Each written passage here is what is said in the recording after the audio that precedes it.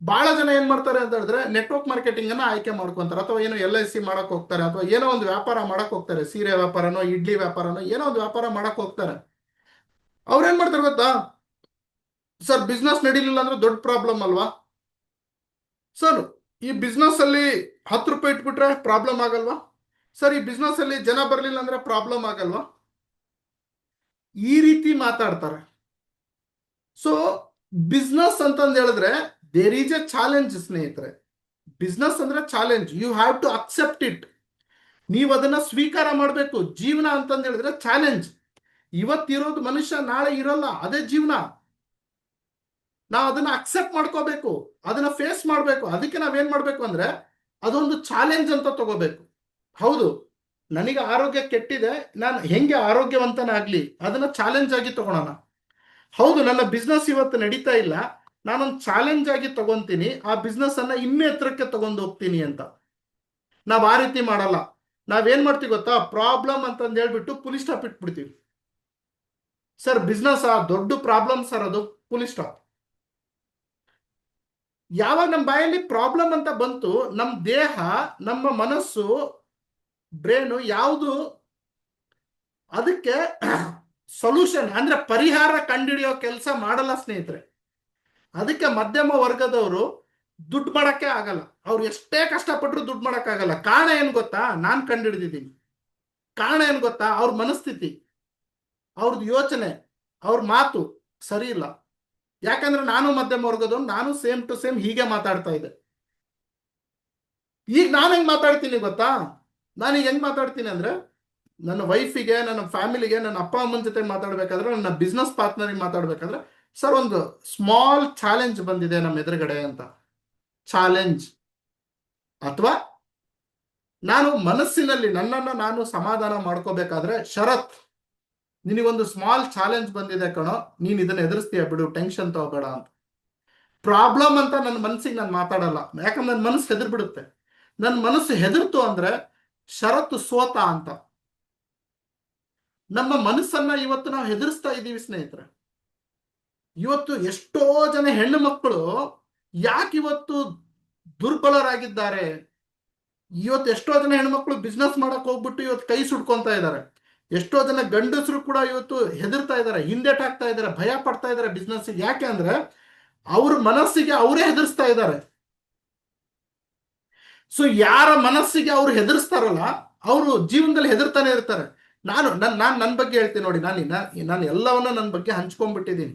Okay, ನಾನು ಯಾವುದು ಮುಚ್ಚು ಮರೆ ಇಲ್ಲ, ನನಗೇನು ನಾಚಿಕೆನೂ ಇಲ್ಲ. ನಾನು ಮೊದ್ಲಿಗೆ ಹೆಂಗಿದ್ದೆ ಅಂತ ಹೇಳ್ಕೊಳೋದಕ್ಕೆ, ಯಾಕಂದ್ರೆ ಇವತ್ತು ನಾನು ಏನಾಗಿದ್ದೀನಿ ಅಂತ ಹೇಳ್ಕೊಳೋದಕ್ಕೆ ನನಗೆ ಹೆಮ್ಮೆ ಇದೆ. ಮೊದ್ಲಿಗೆ ನಾನು ಒಬ್ಬ ಆರ್ಡಿನರಿ ವ್ಯಕ್ತಿ ಆಗಿದ್ದೆ. ನೌ ಐ ಆಮ್ ಎಕ್ಸ್ಟ್ರಾರ್ಡಿನರಿ ವ್ಯಕ್ತಿ, ನನಗೆ ಖುಷಿ ಇದೆ. ಬಟ್ ನೀವು ಆ ರೀತಿ ಇರಬಾರ್ದು, ನೀವು ಆರ್ಡಿನರಿ ಆಗಿ ಇರಬಾರ್ದು, ನೀವು ಅದರಿಂದ ಆಚೆ ಬರ್ಲಿ ಅನ್ನೋದೇ ನನ್ನ ಉದ್ದೇಶ. ಯಾಕಂದ್ರೆ ಯಾರು ಕೂಡ ಈ ರೀತಿ ಟೈಮ್ ತಗೊಂಡು, ಯಾರು ಕೂಡ ಫ್ರೀಯಲ್ಲಿ ಇಷ್ಟೆಲ್ಲ ಸಮಯ ಕೊಟ್ಟು ಇಷ್ಟು ನೀಟಾಗಿ ಅರ್ಥ ಮಾಡಿಸಲ್ಲ ಸ್ನೇಹಿತರೆ. ನಾನು ಯಾಕೆ ಮಾಡಿಸ್ತಿದ್ದೀನಿ ಅಂತಂದು ಹೇಳಿದ್ರೆ, ನಾನು ಅನುಭವಿಸಿದ್ದನ್ನ ನೀವು ಅನುಭವಿಸ್ಬೇಡಿ ಅಂತ. ನಾನು ಆ ಪೆಟ್ಟನ್ನ ತಿಂದಿದ್ದೀನಿ ಜೀವನದಲ್ಲಿ, ಬಿಸ್ನೆಸ್ ಅಲ್ಲಿ ಆ ಪೆಟ್ಟನ್ನ ತಿಂದಿದ್ದೀನಿ. ನಿಮಗೆ ಈ ಮಧ್ಯಮ ವರ್ಗದ ಥಿಂಕಿಂಗ್, ಮಧ್ಯಮ ವರ್ಗದ ಥಾಟ್ಸ್ಲಿಂದ ಈಚೆ ತರೋ ಪ್ರಯತ್ನ ನಾನು ಮಾಡ್ತಾ ಇದ್ದೀನಿ. ಅದಕ್ಕೆ ಪ್ರತಿ ಮಂಗಳವಾರ ಬನ್ನಿ ಬನ್ನಿ ಬನ್ನಿ ಅಂತ ಹೇಳ್ತಾ ಇರೋದು. ನೀವು ಬಂದ್ರೆ ನನಗೆ 10 ಪೈಸಾನು ಯೂಸ್ ಇಲ್ಲ, ನೀವು ಬರ್ಲಿಲ್ಲ ಅಂದ್ರೂ ನನಗೆ 10 ಪೈಸಾ ಯೂಸ್ ಇಲ್ಲ.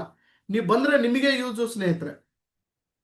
ಅದಕ್ಕೆ ಮನೆ ಮಂದಿ ಎಲ್ಲ ಕುತ್ಕೊಂಡು ನೋಡ್ತಾರೆ. ಇವತ್ತು ನೋಡಿ, ಒಂದು ಹುಡುಗ ಫೋನ್ ಮಾಡಿದ್ರು, ಅವರು ಇಂಜಿನಿಯರಿಂಗ್ ಓದ್ತಾ ಇದ್ದಾನೆ ಹುಡುಗ. ಅವ್ನು ಫೋನ್ ಮಾಡಿದ, ಸರ್ ನನಗೆ ಲಿಂಕ್ ಕಳಿಸ್ಕೊಡಿ ಅಂತ. ನಾನಂದೆ, ನಿನಗ್ಯಾಕೋ ಲಿಂಕು ಅಂತ. ಸರ್ ನಿಮ್ಗೆ ಗೊತ್ತಿಲ್ಲ, ನಮ್ಮ ಹಾಸ್ಟೆಲ್ ಅಲ್ಲಿ ನಿಮ್ದು ಸ್ಕ್ರೀನ್ ಹಾಕಿದೀವಿ, 7 ಕಾಲಿಗೆ ಕುತ್ಕೊಂತೀವಿ, ನಾವೊಂದು 7-8 ಜನ ಇದ್ದೀವಿ, ನಾವೆಲ್ಲರೂ ಕುತ್ಕೊಂಡು ನಿಮ್ದು ಲೈವ್ ನೋಡ್ತೀವಿ ಸರ್ ಸೆಷನ್ನು. ಎಲ್ಲ ಇಂಜಿನಿಯರ್ ಸ್ಟೂಡೆಂಟಿಗೆ ಇಷ್ಟ ಆಗಿದೆ ನಿಮ್ಮ ಸೆಷನ್ನು ಅಂತ. ಅವ್ರು ಲೈವ್ ಆಗಿ ನೋಡ್ತಾ ಇದ್ದಾರೆ ಇಂಜಿನಿಯರಿಂಗ್ ಕಾಲೇಜಲ್ಲಿ, ಹಾಸ್ಟೆಲ್ ಅಲ್ಲಿ. ಸೊ ಇವತ್ತೊಂದು ಓದೋ ಹುಡುಗನು ಪ್ರಾಬ್ಲಮ್ ಅಂತ ಮಾತಾಡ್ತಾನೆ, ಇವತ್ತು ಬಿಸ್ನೆಸ್ ಮಾಡೋನು ಪ್ರಾಬ್ಲಮ್ ಅಂತ ಮಾತಾಡ್ತಿದ್ದಾನೆ, ಇವತ್ತು ಸಂಸಾರ ಮಾಡೋರು ಪ್ರಾಬ್ಲಮ್ ಅಂತ ಮಾತಾಡ್ತಿದ್ದಾರೆ. ಸೊ ಇವತ್ತಿನಿಂದ ಹೊಸ ಅಧ್ಯಾಯ ಏನು ಅಂದ್ರೆ, ಚಾಪ್ಟರ್ 20 ಷರತ್ತಿನ ಅಧ್ಯಾಯ ಏನು ಅಂತಂದು ಹೇಳಿದ್ರೆ ಚಾಲೆಂಜ್. ಸೊ ಚಾಲೆಂಜ್ ಅನ್ನೋದು ಜೀವನದಲ್ಲಿ ಬಂದೇ ಬರುತ್ತೆ ಸ್ನೇಹಿತರೆ.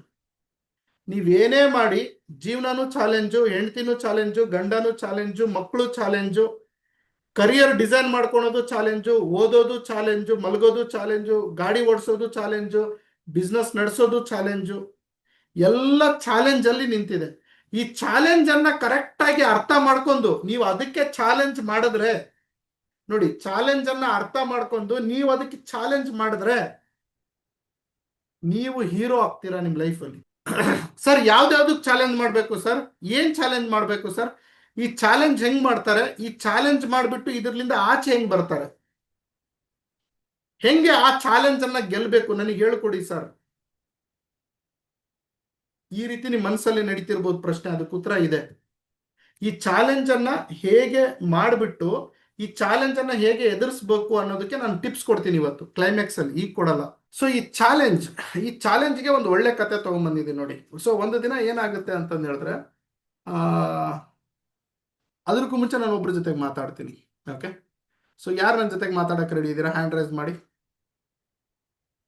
ಸುಮನ್ KRS ಮಾತನಾಡಿ. Very good evening sir. Good evening madam. ಈ ಚಾಲೆಂಜ್ ಅನ್ನೋ ಪದದಲ್ಲಿ ಯಾವ ಪದ ನಿಮಗೆ ಇಷ್ಟ ಆಯ್ತು, ಯಾವ ಮಾತು ಇಷ್ಟ ಆಯ್ತು ಈ ನನ್ನ 20 ನಿಮಿಷದ ಸ್ಪೀಚ್ ಅಲ್ಲಿ? ಸರ್, ನಾವು ಮಾತಾಡೋ ಮಾತಿದೆಯಲ್ಲ ಅದು ನಮಗೆ ಮೂಲ. ಹೌದು. ಈ ಚಾಲೆಂಜ್ ಅನ್ನೋ ವರ್ಡ್ಸೇ ನನಗೆ ಇಷ್ಟ ಆಗಿದ್ದು.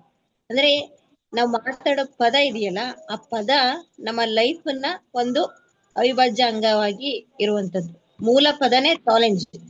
ನಾವ್ ಹೇಗ್ ತಗೊಂತೀವೋ ಅದ್ರ ಮೇಲೆ ನಮ್ಮ ಲೈಫ್ ಇರುತ್ತೆ ಅನ್ನೋ ಪದ ಇವತ್ತು ಈ 20 ನಿಮಿಷದಲ್ಲಿ ಮಾತಾಡಿದ್ವಿ. ನಮ್ಮ ವರ್ಡ್ಸೇ ನಮಗೆ ಮೂಲ ಅಂತ. ಸೋ ಬ್ಯೂಟಿಫುಲ್ ಮೇಡಮ್, ತುಂಬಾ ಚೆನ್ನಾಗಿ ಅರ್ಥ ಮಾಡ್ಕೊಂಡ್ರಿ. ನಿಜ, ನನ್ನ ಮಾತಲ್ಲಿ ಆ ಅರ್ಥ ಇತ್ತು, ಆ ಅರ್ಥನ ನೀವು ಕರೆಕ್ಟ್ ಆಗಿ ಕಂಡುಹಿಡಿದ್ರಿ ಮೇಡಮ್. ಬ್ಯೂಟಿಫುಲ್. ಮತ್ತೆ ಸ್ನೇಹಿತರೆ, ಮತ್ತೆ ಯಾರಿಗೇನು ಇಷ್ಟ ಆಯ್ತು? ಯಾರು ಹ್ಯಾಂಡ್ ರೈಸ್ ಮಾಡಿದ್ರಿ? ಯಾರು ನನ್ನ ಜೊತೆಗೆ ಮಾತಾಡ್ಬೇಕಂತಿದ್ರು? ಶಿವರಾಜ್ ಮಾತನಾಡಿ. ಶಿವರಾಜ್ ಕುಮಾರ್ ಮೋದಿಕೇರ್ ಮಾತನಾಡಿ ಸರ್. ಸರ್ ನಮಸ್ಕಾರ. ನಮಸ್ಕಾರ ಸರ್, ನೀವು ಮಾತಾಡೋ ಎಲ್ಲಾ ಮಾತಲ್ಲೂ ಇಷ್ಟನೇ, ಬಟ್ ಅದರಲ್ಲಿ ಚಾಲೆಂಜ್ ಅನ್ನೋ ಹೊಸ ಕಾನ್ಸೆಪ್ಟ್ ತಂದಿರೋದಕ್ಕೆ ತುಂಬಾ ಥ್ಯಾಂಕ್ಸ್. ಇದು ಎಲ್ರಿಗೂ ಬೇಕಾಗಿರೋಂತ ಕಾನ್ಸೆಪ್ಟ್. ಅದನ್ನ ಬದಲಾಯಿಸ್ಕೋಬೇಕು. ಎಲ್ಲಾನು ಚೆನ್ನಾಗಿ ಮಾತಾಡ್ತಾರೆ, ಚೆನ್ನಾಗಿ ಬಂದಿದೆ ಇವತ್ತು. ಓಕೆ, ಇವತ್ತಿನ ಮಾತು ತುಂಬಾ ಚೆನ್ನಾಗಿತ್ತು. ಇವತ್ತು ನೀವು ಬಳಸಿರುವಂತಹ ಪದ ಪ್ರಾಬ್ಲಮ್ ಬೇಡ, ಚಾಲೆಂಜ್ ಅನ್ನೋ ಪದ ನಾವು ಬಳಸೋಣ. ಆಮೇಲೆ ಈ ಟಾಪಿಕ್ ನಮಗೆ ಬೇಕಿತ್ತು ಅಂತಂದೇಳಿ ಶಿವರಾಜ್ ಕುಮಾರ್ ಅವರು ಹೇಳ್ತಾ ಇದ್ದಾರೆ. Okay, thank you sir, thank you very much. Okay, ಮತ್ತೆ ಯಾರಿದ್ದಾರೆ? ರಾಜೇಶ್ವರಿ ಆಗಿದೆ ಅಲ್ವಾ? ಆವಾಗಲೇ ಆಯ್ತು. ಮತ್ತೆ ಯಾರಿದ್ದಾರೆ? Okay, Guru Shahabadi, Guru Shahabadi. Sir good evening sir. Guru ಮಾತನಾಡಿ ಸರ್. Good evening sir. ಚಾಲೆಂಜ್ ಅಂತಕ್ಕಂಥದ್ದು ಒಬ್ಬ ವ್ಯಕ್ತಿಯಲ್ಲಿ ಸ್ಪಿರಿಟ್ ಅನ್ನ ಕೊಡುತ್ತೆ, ಕಾರ್ಯಗಳನ್ನು ಮಾಡ್ತಕ್ಕಂತ ಹುಮ್ಮಸ್ಸನ್ನು ಕೊಡುತ್ತೆ. ಜೀವನದಲ್ಲಿ ಸರ್ವತೋಮುಖ ಬೆಳಿಲಿಕ್ಕೆ ಚಾಲೆಂಜ್ ಅಂತಕ್ಕಂಥ ಪದವನ್ನ ಬಳಕೆ ಮಾಡ್ತಕ್ಕಂಥ ಪ್ರತಿಯೊಬ್ಬನು ಕೂಡ ತನ್ನ ಜೀವನದಲ್ಲಿ ಬರ್ತಕ್ಕಂಥ ಸಕ್ಸಸ್ ಅನ್ನ ಹಂತ ಹಂತವಾಗಿ ಇರ್ಲಿಕ್ಕೆ ಚಾಲೆಂಜ್ ಅಂತಕ್ಕಂಥ ಪದ ಅಷ್ಟೇ ಅದ್ಭುತವಾಗಿ ನೀವು ಟೀಚ್ ಮಾಡಿದ್ರಿ ಸರ್. ಇನ್ನೊಂದು ಪ್ರಾಬ್ಲಮ್ ಅಂತಕ್ಕಂಥ ಪದ, ಒಳ್ಳೆ ವ್ಯಕ್ತಿ ಕೂಡ ಆ ಪ್ರಾಬ್ಲಮ್ ನಲ್ಲಿ ಸಿಲುಕಿದಾಗ ತನ್ನ ಎನರ್ಜಿ ಕೂಡ ಕಳ್ಕೊಂತಾನೆ, ತನ್ನಲ್ಲಿರ್ತಕ್ಕಂಥ ಚೈತನ್ಯವನ್ನು ಕಳ್ಕೊಳ್ತಾನೆ, ಮಾಡ್ತಕ್ಕಂಥ ಉತ್ಸವವನ್ನು ಕಳ್ಕೊಂಡು ಅವನಿಗೆ ಯಾವುದು ಕೂಡ ಜೀವನದಲ್ಲಿ ಸಾಧಿಸದೆ ಒಬ್ಬ ಅಸಹಾಯಕನಾಗಿ ಬಾಳ್ಲಿಕ್ಕೆ ಸಾಧ್ಯ ಇದೆ. ಅದಕ್ಕೆ ಪ್ರಾಬ್ಲಮ್ ಅಂತಕ್ಕಂಥ ಪದವನ್ನು ಬಿಟ್ಟು ನಾವು ಚಾಲೆಂಜ್ ಆಗಿ ತಗೊಂಡಾಗ ನಮ್ಮ ಜೀವನದಲ್ಲಿ ಒಳ್ಳೆಯ ಉತ್ತಮ ಸಾಧನೆಯನ್ನು ಮಾಡ್ಬೇಕಂತಕ್ಕಂಥ ನಿಮ್ಮ ಮಾತಿನ ಮರ್ಮ ಇತ್ತು ಸರ್.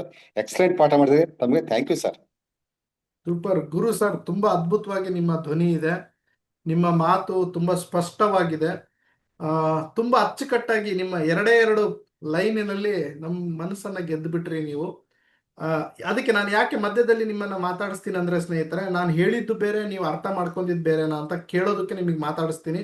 ಬಟ್ ನನಗೆ ತುಂಬಾ ಖುಷಿ ಆಗ್ತಾ ಇದೆ. ನನ್ನ ಪದಗಳನ್ನ, ನನ್ನ ಮಾತುಗಳನ್ನ ನೀವು ತುಂಬಾ ಚೆನ್ನಾಗಿ ಅರ್ಥ ಮಾಡ್ಕೊಂತ ಇದ್ದೀರಾ. ಅಂದ್ರೆ ನೀವು ತುಂಬಾ ಜಾಣ್ರಿದ್ದೀರಾ,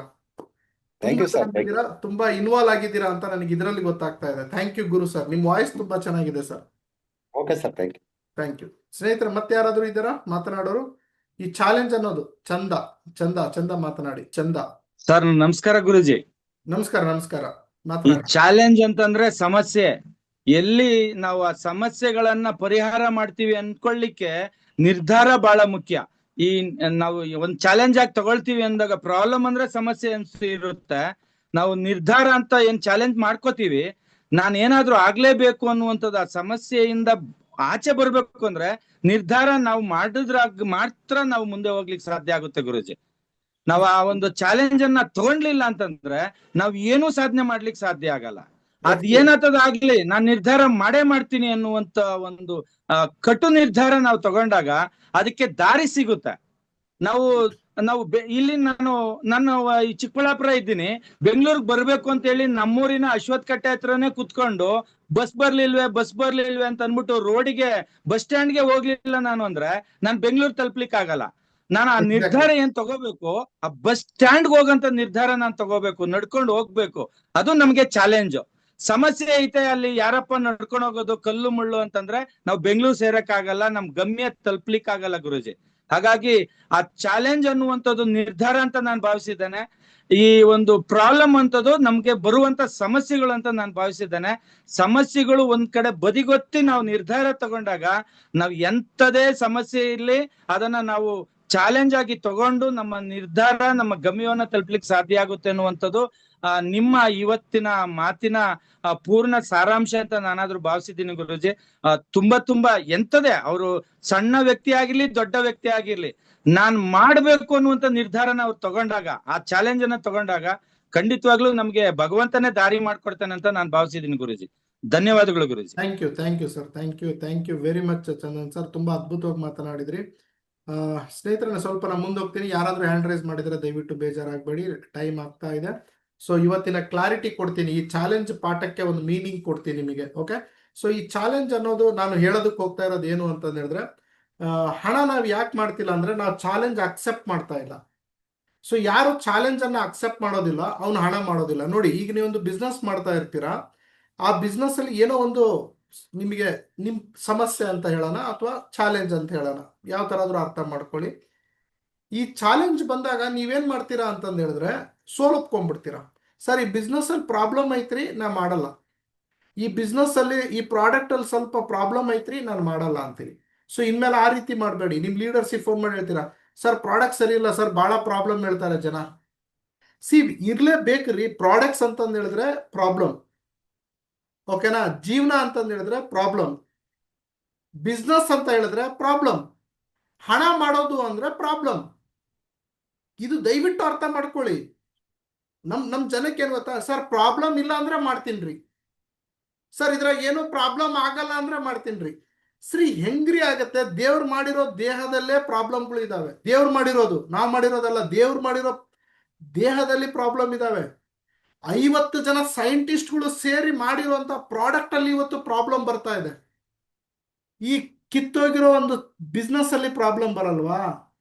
ಅಷ್ಟು ಕಾಮನ್ ಸೆನ್ಸ್ ಬೇಡ ನಮಗೆ? ಬಿಟ್ಟಿ ಬೇಕಾ ಸಕ್ಸಸ್ಸು? ಬಿಟ್ಟಿ ದುಡ್ಡು ಬರ್ಬೇಕಾ ಹೇಳಿ? ಸಾಧ್ಯನಾ ಇದು? ನಮಗೆ ಅಷ್ಟು ಕಾಮನ್ ಸೆನ್ಸ್ ಇಲ್ಲ ರೀ. ನಾವೇನ್ ಮಾಡ್ತೀವಿ ಗೊತ್ತಾ, ಸರ್ ಪ್ರಾಬ್ಲಮ್ ಬಂದ್ರೆ ನಾನು ಮಾಡಲ್ಲ. ಇವತ್ತಿನಿಂದ ಅರ್ಥ ಮಾಡ್ಕೊಂಡ್ಬಿಡಿ, ಇವತ್ತಿನಿಂದ question paper out. Question paper out ಏನು ಅಂತಂದು ಹೇಳಿದ್ರೆ, ಜೀವನ ಅಂದ್ರೆ ಪ್ರಾಬ್ಲಮ್, ಬಿಸ್ನೆಸ್ ಅಂದ್ರೆ ಪ್ರಾಬ್ಲಮ್. ಈಗ ಅದನ್ನ ಚಾಲೆಂಜ್ ಆಗಿ ತಗೊಂಡು ಮುಂದೆ ಹೋಗೋದೇ ಜಾಣ. ಇದೆ ಬಹಳ ಜನ ಬಿಸ್ನೆಸ್ ಡ್ರಾಪ್ ಮಾಡಿದ್ದೆ ಪ್ರಾಬ್ಲಮ್ ಅಂತಂದೇಳಿ, ಬಹಳ ಜನ ಜೀವನದಲ್ಲಿ ನೇಣಕ್ಕೊಂದು ಸಾಯ್ತಾ ಇರೋದೇ ಪ್ರಾಬ್ಲಮ್ ಅಂತಂದೇಳಿ, ಬಹಳ ಜನ ಜೀವನದಲ್ಲಿ ಸೋತು ಬೆಂದು ಮಾನಸಿಕ ನೋವನ್ನ ಅನುಭವಿಸ್ತಾ ಇರೋದೇ ಪ್ರಾಬ್ಲಮ್ ಅಂತಂದೇಳಿ. ಇದು ಪ್ರಾಬ್ಲಮ್ ಅಲ್ಲ ರೀ, ಇದು ಚಾಲೆಂಜ್. ಇದು ಚಾಲೆಂಜು. ಈ ಚಾಲೆಂಜ್ ಅನ್ನ ನಾವು ಎದುರಿಸಲೇಬೇಕು. ನಾನು 90 ವರ್ಷ ಬದುಕಬೇಕು, 100 ವರ್ಷ ಬದುಕಬೇಕು, ನನ್ನ ಮಕ್ಕಳು ಬದುಕಬೇಕು, ನನ್ನ ಮಂತನ ಬೆಳಿಬೇಕು ಅಂತ ಹೇಳಿದ್ರೆ ಇದನ್ನ ನಾನು ಎದುರಿಸಲೇಬೇಕು. This is challenge. ಇವತ್ತು ಎಷ್ಟೋ ಜನ ಏಡ್ಸ್ ಆದವ್ರು ಹೊರಗಡೆ ಬಂದಿದ್ದಾರೆ, ಕ್ಯಾನ್ಸರ್ ಆದವ್ರು ಹೊರಗಡೆ ಬಂದಿದ್ದಾರೆ, ಶುಗರ್ ಆದವ್ರು, BP ಆದವ್ರು, ಕಾಲಿಲ್ದವ್ರು ಹೊರಗಡೆ ಬಂದಿದ್ದಾರೆ, ಜೀವನದಲ್ಲಿ ಏನೇನೋ ಸಾಧನೆಗಳನ್ನ ಮಾಡಿದ್ದಾರೆ. ಇವತ್ತು ಬೀದಿಯಲ್ಲಿ ಇರೋನು, ಬಿಕಾರಿ ಆಗಿರೋನು ಬಿಲ್ಗೇಟ್ಸನ ಆಗಿದ್ದಾನೆ. ಅಂದ್ರೆ ಇವರೆಲ್ಲ ಹೆಂಗಾದ್ರು ಅಂತ ಹೇಳಿದ್ರೆ ಈ ಪ್ರಾಬ್ಲಮ್ ಅನ್ನ ಎದುರಿಸ್ಬಿಟ್ಟಾಗಿದ್ದಾರೆ. ಅದಕ್ಕೆ ಚಾಲೆಂಜ್ ಅಂತ ಆಗಿದ್ದಾರೆ. ಈ ಪ್ರಾಬ್ಲಮ್ ನ ನಾವು ಇವತ್ತಿನಿಂದ ಚಾಲೆಂಜ್ ಅಂತ ತಿಳ್ಕೊಳ್ಳೋಣ. ಇದು ಪ್ರಾಬ್ಲಮ್ ಅಲ್ಲ, ಇದೊಂದು ಚಾಲೆಂಜ್. ನಮಗೆ ದೇವರು ಕೊಟ್ಟಿರುವಂತಹ ಒಂದು ಚಾಲೆಂಜ್. ನನಗೆ ದೇವರು ಒಂದು ಹೊಸ ಚಾಲೆಂಜ್ ಕೊಟ್ಟಿದ್ದಾನೆ. ಈ ಚಾಲೆಂಜ್ ಅನ್ನ ನಾನು ಹೆಂಗಾದ್ರೂ ಮಾಡಿ ಸಾಲ್ವ್ ಮಾಡ್ಕೋಬೇಕು. ಇದು ಬುದ್ಧಿವಂತರ ಲಕ್ಷಣ. ಹೇಡಿಗಳ ಲಕ್ಷಣ ಏನ್ ಗೊತ್ತಾ? ದೇವ್ರು ನನಗೆ ಪ್ರಾಬ್ಲಮ್ ಕೊಡ್ತಾನೆ, ದೇವ್ರು ನನಗೆ ಪ್ರಾಬ್ಲಮ್ ಕೊಟ್ಟಿದ್ದಾನೆ. ಇದು ಹೇಡಿಗಳು ಯೋಚನೆ ಮಾಡ್ತಾರೆ. ಈ ಕೈಲಾಗ್ಲಿಲ್ದವರು, ದಡ್ರು, ಸೋಲನ್ನ ಒಪ್ಕೊಂಡವರು ಈ ರೀತಿ ಯೋಚನೆ ಮಾಡ್ತಾರೆ. ಬುದ್ಧಿವಂತರು ಏನ್ ಯೋಚನೆ ಮಾಡ್ತಾರೆ, ನನಗೆ ಒಂದು ಹೊಸ ಚಾಲೆಂಜ್ ಬಂದಿದೆ, ಈ ಚಾಲೆಂಜ್ ಅನ್ನ ಎದುರಿಸ್ಬೇಕು. ಒಂದ್ ಅರ್ಥ ಮಾಡ್ಕೊಳ್ಳಿ, ಬಿಸ್ನೆಸ್ ಅಂದ್ರೆ ಚಾಲೆಂಜ್. ಈಗ ನೋಡಿ, ರೈತ ಎಷ್ಟು ಕಷ್ಟಪಟ್ಟು, ಓಕೆ, ರೈತ ಕಷ್ಟಪಟ್ಟು ಎಷ್ಟು ಬೆಳೆ ಹಾಕಿರ್ತಾನೆ, ಗೊಬ್ಬರ ತಂದಿರ್ತಾನೆ, ಬೀಜ ಬಿತ್ತನೆ ಮಾಡಿರ್ತಾನೆ, ಎಷ್ಟೆಲ್ಲ ಕಷ್ಟಪಟ್ಟಿರ್ತಾನೆ ರೈತ. ಬಟ್ ಅವನಿಗೆ ರಾತ್ರೋರಾತ್ರಿ ಮಳೆ ಬಂದ್ಬಿಟ್ಟಿರುತ್ತೆ. ರಾತ್ರೋರಾತ್ರಿ ಮಳೆ ಬರುತ್ತೆ. ಮಳೆ ಬಂದ್ಬಿಟ್ಟು ಬೆಳಗ್ಗೆ ಅನ್ನೋದ್ರಲ್ಲಿ ಆ ಹೊಲ ತುಂಬಾ ನೀರು ನಿಂತಿರುತ್ತೆ. ಮತ್ತೆ ಅದನ್ನ ಎದುರಿಸ್ತಾನೆ ಆ ರೈತ. ಮತ್ತೆ ಒಂದು ಹೊಸ ಹೋಪ್ಸ್ ಹಿಡ್ಕೊಂಡು ಮತ್ತೆ ಬಿತ್ತನೆ ಮಾಡ್ತಾನೆ. ಪಾಪ ಅವನದನ್ನ ಪ್ರಾಬ್ಲಮ್ ಅಂತ ತಗೊಳೋದೇ ಇಲ್ಲ. ಅಂತ ಸಮಸ್ಯೆ ಎಲ್ಲಿದೆ ನಮ್ಮ ಬಿಸ್ನೆಸ್ ಅಲ್ಲಿ ಹೇಳಿ? ಬಿಸ್ನೆಸ್ ಅಲ್ಲಿ ನೋಡಿ, ಯಾವನೋ ಬಂದು ದುಡ್ಡು ಕೇಳ್ದ ಅಂದ್ರೆ ಅವನಿಗೆ ದುಡ್ಡು ವಾಪಸ್ ಕೊಟ್ಟು ಬಾಯಿ ಮುಚ್ಚಿಸ್ಬೋದು. ಬಟ್ ರೈತಂದು ಯೋಚನೆ ಮಾಡಿ, ಮಳೆನ ವಾಪಸ್ ಕಳ್ಸಕ್ಕಾಗುತ್ತಾ ರೈತ? ಬೆಳೆ ಹಾಳಾಗಿದ್ದು ವಾಪಸ್ ತರಕ್ಕಾಗುತ್ತಾ ರೈತ? ಅವನಷ್ಟು ರಿಸ್ಕ್ ಅಲ್ಲಿ ಯಾರು ಇಲ್ಲ ಇವತ್ತು. ರೈತನಷ್ಟು ರಿಸ್ಕ್ ಅಲ್ಲಿ ಯಾವ ಬಿಸ್ನೆಸ್ ಇಲ್ಲ ಪ್ರಪಂಚದಲ್ಲಿ, ನೆನ್ಪಿಟ್ಕೊಂಡ್ಬಿಡಿ. ಪ್ರಪಂಚದಲ್ಲಿ ರೈತನ ಕೆಳಗೆ ಎಲ್ಲವೂ ಬರೋದು ರಿಸ್ಕ್ ಅಲ್ಲಿ. ಸೊ ಅಂತ ರೈತನೇ ಎದುರಿಸ್ತಾ ಇದ್ದಾನೆ ಅಂತಂದು ಹೇಳಿದ್ಮೇಲೆ ನಾವೆಲ್ಲ ಯಾರು ಒಬ್ರು ದುಡ್ಡು ವಾಪಸ್ ಕೇಳ್ಬಿಟ್ರು, ಸರ್ ಪ್ರಾಬ್ಲಮ್ ಐತಿ, ಸರ್ MLM ಸರಿ ಇಲ್ಲ ಸರ್, ಪ್ರಾಬ್ಲಮ್ ಐತಿ. ಪ್ರಾಬ್ಲಮ್ ಇಲ್ಲದ್ ಏನಿದೆ ನನಗೆ ತೋರಿಸ್ಕೊಡಿ ನೋಡೋಣಂತೆ. ಪ್ರಾಬ್ಲಮ್ ಇಲ್ಲದ ಮೊಬೈಲ್ ಐತಾ? ಪ್ರಾಬ್ಲಮ್ ಇಲ್ಲದ ಹೆಂಡತಿ ಇದಾಳ? ಪ್ರಾಬ್ಲಮ್ ಇಲ್ಲದ ಮಕ್ಳು ಇದಾರ? ಪ್ರಾಬ್ಲಮ್ ಇಲ್ಲದ ಅಪ್ಪ ಇದಾನ? ಪ್ರಾಬ್ಲಮ್ ಇಲ್ಲದ ಅಮ್ಮ ಇದಾರ? ಪ್ರಾಬ್ಲಮ್ ಇಲ್ಲದ ಸರ್ಕಾರ ಇದಾನ? ಪ್ರಾಬ್ಲಮ್ ಇಲ್ಲದ ಏನಿದೆ? ಈ ಪ್ರಪಂಚನೇ ಪ್ರಾಬ್ಲಮ್. ಬಟ್ ಇದನ್ನ ಪ್ರಾಬ್ಲಮ್ ಅಂತ ತಗೊಳೋದು ಬೇಡ. ಇವತ್ತಿನಿಂದ ನಾವು ಬದುಕಬೇಕು ಅಂತ ಹೇಳಿದ್ರೆ, ಇವತ್ತಿನಿಂದ ನಾವು ಸಕ್ಸಸ್ ಆಗ್ಬೇಕು ಅಂದ್ರೆ, ಇವತ್ತಿನಿಂದ ನಾವು ನೆಮ್ಮದಿಯಾಗಿರ್ಬೇಕು ಅಂದ್ರೆ, ಇವತ್ತಿನಿಂದ ನಾವು ಹೆಸರು ಮಾಡ್ಬೇಕು ಅಂದ್ರೆ, ಎಲ್ರಿಗೂ ಅಲ್ಲ, ಹೆಸರು ಮಾಡ್ಬೇಕು ಅಂದ್ರೆ, ಇವತ್ತಿನಿಂದ ನಾನು ಸ್ಪೆಷಲ್ ಆಗಿ ಬದುಕಿ ತೋರಿಸ್ತೀನಿ ಅಂದ್ರೆ, ಇದನ್ನ ನಾವು ಚಾಲೆಂಜ್ ಅಂತ ತಗೋಣ. ಎಸ್, ಒಂದು ಚಾಲೆಂಜ್ ಬಂದಿದೆ, ಐ ವಿಲ್ ಫೇಸ್ ಇಟ್. ನಾನು ನೆಕ್ಸ್ಟ್ ಚಾಲೆಂಜಿಗೆ ರೆಡಿ ಆಗ್ತೀನಿ. ಇದು ಚಾಲೆಂಜ್. ಇದು ಚಾಲೆಂಜ್ ಅಂದ್ರೆ ಮಾಡಕ್ ಆಗ್ಲಿಲ್ಲ ಚಾಲೆಂಜ್ ಅಲ್ಲ ಸ್ನೇಹಿತರೆ, ಮಾಡಕ್ ಆಗೋದಕ್ಕೆ ಚಾಲೆಂಜ್ ಅಂತಾರೆ. ಪ್ರಾಬ್ಲಮ್ ಅಂದ್ರೆ ಏನ್ ಮಾಡಕ್ ಆಗಲ್ಲ ಅದಕ್ಕೆ ಪ್ರಾಬ್ಲಮ್ ಅಂತಾರೆ. ಡೆಫಿನಿಷನ್ ನನ್ನ ಪ್ರಕಾರ, ನನಗೆ ಗೊತ್ತಿಲ್ಲ ಡಿಕ್ಷನರಿಯಲ್ಲಿ ಏನಿದೆನೋ. ಏನನ್ನ ಮಾಡಕ್ ಆಗುತ್ತಲ್ಲ ಅದಕ್ಕೆ ಚಾಲೆಂಜ್ ಅಂತಾರೆ, ಏನನ್ನ ಮಾಡಕ್ ಆಗಲ್ಲ ಅದಕ್ಕೆ ಪ್ರಾಬ್ಲಮ್ ಅಂತಾರೆ. ಏನಿವತ್ತು ಪ್ರಪಂಚದಲ್ಲಿ ಮಾಡಕ್ ಆಗಲ್ಲ ಹೇಳಿ ನೋಡೋಣ, ಹೇಳಿ. ಸಾಲು ಮರದ ತಿಮ್ಮಕ್ಕ ಇಷ್ಟು ಸಾವಿರಾರು ಮರಗಳನ್ನ ಒಂದು ಆ ಅನ್ನೋ ಅಕ್ಷರ ಓದಿಲ್ಲ ಹೆಣ್ಮಗಳು ಬೆಳೆಸಿಲ್ವಾ? ಪದ್ಮಭೂಷಣ ಪದ್ಮವಿಭೂಷಣ ಬಂದಿಲ್ವಾ? ಆ ಹೆಣ್ಮಗಳು ಪ್ರಾಬ್ಲಮ್ ಅನ್ಕೊಂತ ಇದ್ರೆ, ಆ ಹೆಣ್ಮಗಳು ಅನ್ಕೊಂಡಿದ್ದು ಚಾಲೆಂಜ್. ಇವತ್ತು ನನಗೆ ಚಾಲೆಂಜ್ ಇದೆ, ಅದನ್ನ ಎದುರ್ಸ. ಸೊ ಇವತ್ತು ಬಹಳ ಜನ ಸುಸೈಡ್ ಮಾಡ್ಕೊಂತ ಇರೋದು, ಮಾನಸಿಕ ನೋವನ್ನ ಅನುಭವಿಸ್ತಾ ಇರೋದು. ಇವತ್ತು ಹುಡುಗಿ ಬಿಟ್ಟು ಹೋಗಿದ್ದಾಳೆ, ನನ್ನ ಲವ್ ಫೇಲ್ಯೂರ್ ಆಗಿದೆ, ನನ್ನ ಜೀವನ ಹಾಳಾಗೋಗಿದೆ, ನನ್ನ ಅಪ್ಪ ಅಮ್ಮ ನನಗೆ ಚೆನ್ನಾಗಿ ಓದಿಸಿಲ್ಲ, ನನಗೆ ಒಳ್ಳೆ ಪಾಠ ಸಿಗ್ತಾ ಇಲ್ಲ, ಮತ್ತೆ ಮಾದಕ ವಸ್ತುಗಳಿಗೆಲ್ಲ ಬಲಿ ಆಗ್ಬಿಟ್ಟಿದ್ದಾರೆ, ಕುಡಿಯೋದಕ್ಕೆ, ಸಿಗರೇಟಿಗೆ. ಯಾಕೆಂದ್ರೆ ಇವರೆಲ್ಲ ಸಮಸ್ಯೆ ಅಂತ ತಿಳ್ಕೊಂಡ್ಬಿಟ್ಟಿದ್ದಾರೆ. ಯಾಕಂದ್ರೆ ನಮ್ ಚಲನಚಿತ್ರಗಳು ಆ ರೀತಿ ತೋರಿಸ್ತವೆ, ನಮ್ಮ ಪೇಪರ್ ಆ ರೀತಿ ಇದೆ, ಮೀಡಿಯಾ ಆ ರೀತಿ ಇದೆ, ರೀಲ್ಸ್ಗಳು ಆ ರೀತಿ ಇದೆ. ಮಗ ನಿನಗೆ ಪ್ರಾಬ್ಲಮ್ ಇದೆನಾ, ನನ್ನ ಹತ್ರ ಸೊಲ್ಯೂಷನ್ ಇದೆ ಅಂತಂದ್ರೆ ಅವನಿಗೆ ಎಣ್ಣೆ ಅಂಗಡಿ ಕರ್ಕೊಂಡು ಹೋಗ್ತಾನೆ. ಅಂದ್ರೆ ಜನ ಏನ್ ತಿಳ್ಕೊಬೇಕು ಅಂದ್ರೆ, ಓ ಪ್ರಾಬ್ಲಮ್ಗೆ ಸೊಲ್ಯೂಷನ್ ಎಣ್ಣೆ ಅಂಗಡಿಯಲ್ಲಿ ಇದೆ, ಎಣ್ಣೆ ಹೊಡಿಬೇಕು, ಸಿಗರೇಟ್ ಹೊಡಿಬೇಕು, ನಮ್ ಪ್ರಾಬ್ಲಮ್ ಸಾಲ್ವ್ ಆಗುತ್ತೆ ಅಂತ. ಈ ರೀತಿ ಇದೆ ಹೊರತು, ಮಗ ನಿನ್ ಪ್ರಾಬ್ಲಮ್ ಅಲ್ಲ, ನಿನ್ ಹುಡುಗಿ ನಿನಗೆ ಕೈ ಕೊಟ್ಟಿದ್ದಾಳೆ, ನಿನ್ ಹುಡುಗ ನಿನಗೆ ಕೈ ಕೊಟ್ಟಿದ್ದಾಳೆ ಅಂದ್ರೆ ಪ್ರಾಬ್ಲಮ್ ಅಲ್ಲ, ಅದು ಚಾಲೆಂಜು. ನೀನು ಅವನಿಗಿನ ಜಾಸ್ತಿ ಬೆಳಿ, ಅವನಿಗಿನ ಜಾಸ್ತಿ ಬೆಳೆದು ತೋರಿಸು. ನಿನಗೆ 50 ಜನ ಹುಡುಗಿ ಬೀಳ್ತಾಳೆ, 50 ಜನ ಹುಡುಗ ಬೀಳ್ತಾನೆ ಅನ್ನೋದು ಹೇಳ್ಕೊಡಲ್ಲ ಸಮಾಜ. ಎಣ್ಣೆ ಹೊಡೆಯನ್ ಬಾ ಅಂತ ತೋರಿಸುತ್ತೆ. ಅವ್ರು ನಿನಗೆ ಒಳ್ಳೆಯವ್ರು ಅಂತ ಅನಿಸ್ತಾರೆ. ಈ ಶರತ್ ಈಗ ಮಾತಾಡ್ತಿದ್ದಾನಲ್ಲ, ಈ ನನ್ನ ಮಗ ಎಷ್ಟು ಬಾಯಿ ಬಡ್ಕೊಂತಾನೆ, ಇವನಿಗೇನೋ ಲಾಭ ಐತಿ, ಅದು ಯೋಚನೆ ಮಾಡ್ತೀವಿ ನಾವು. ಅದೇ ಎಣ್ಣೆ ಹೊಡೆಯಕ್ ಹೋಗನ್ ಬಾ ಅಂದಿದ್ರೆ, ವಾ ಶರತ್ ಅಂತ ಫ್ರೆಂಡ್ ಪ್ರಪಂಚದಲ್ಲಿ ಯಾವನು ಇಲ್ಲ ಅಂತ ಹೇಳ್ಬಿಡ್ತಿದ್ರಿ. ನಿಮ್ ಮನೇಲಿ ಪ್ರಾಬ್ಲಮ್ ಇದೆನಾ, ನೀನ್ ಹೇಳ್ತೀನಿ, ನಿನ್ ಮಾತು ಕೇಳಲ್ವಾ, ದಿನ ಎಣ್ಣೆ ಹೊಡೆದೋಗ್ಬಿಡು ಮಗ, ಪ್ರಾಬ್ಲಮ್ ಸಾಲ್ವ್. ಈ ರೀತಿ ಅಡ್ವೈಸ್ ಕೊಡೋರು ಇದ್ದಾರೆ ಇವತ್ತು.